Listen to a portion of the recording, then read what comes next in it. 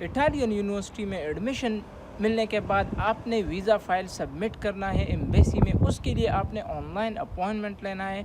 Online appointment लेके embassy आपको call करेगी फॉर डॉक्यूमेंट सबमिशन। उसी दिन आपका इंटरव्यू भी होगा और आपने सारे डॉक्यूमेंट जो आपने ट्रांसलेट किए हो, आपने फ़ोटोकॉपीज़ बनाए हो और आपके जो ओरिजिनल डॉक्यूमेंट सारे उसी दिन आपने सबमिट करना है। उसमें एक इम्पोर्टेंट डॉक्यूमेंट बैंक स्टेटमेंट, इसमें बहुत सारे लोग का मसला आता है, बहुत सारे लोगों का रिजेक्शन इसी वजह से होता है बैंक स्टेटमेंट। तो आज इसी पे बात करेंगे कि बैंक स्टेटमेंट को आपने कैसे हैंडल करना है ताकि आपको आगे आसानी हो।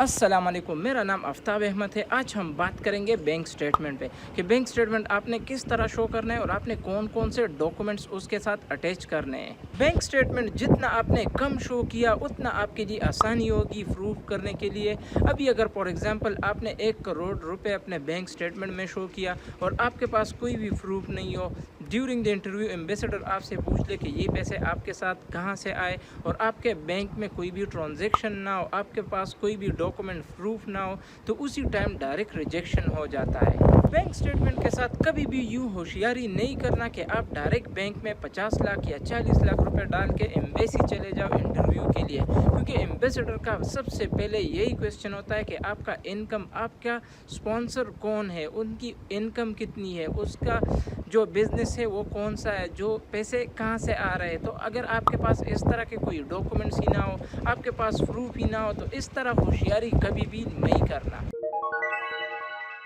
बैंक स्टेटमेंट के लिए आप प्रॉपर डॉक्यूमेंटेशन तैयार करो। अभी अगर फॉर एग्जांपल आपका जो स्पॉन्सर है, फॉर एग्जांपल आपका वालिद साहब, और वो बिज़नेस कर रहे हैं, तो आपने बिज़नेस डॉक्यूमेंट्स अटैच करने हैं।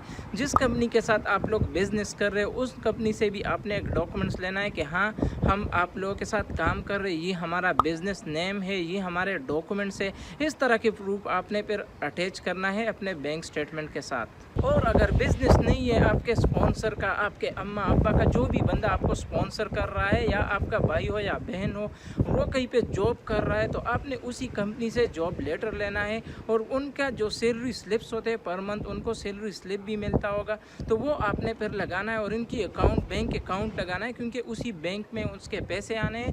तो ये एक अच्छा तरीका है। सिंपल और आसान अल्फाज में आपने वो वाले डॉक्यूमेंट्स अटैच करना है। ड्यूरिंग द इंटरव्यू आप एम्बेसडर को सेटिस्फाई कर सको कि हाँ, मेरा स्पॉन्सर यहाँ पे जॉब कर रहा है या यहाँ पे उनकी बिज़नेस है और ये वाले बिज़नेस इन कंपनी के साथ कर रहे हैं और आपका बैंक स्टेटमेंट भी रियल हो। इस तरह से आप एम्बेसडर को सेटिस्फाई कर सकते हो अपने डॉक्यूमेंट्स के ज़रिए।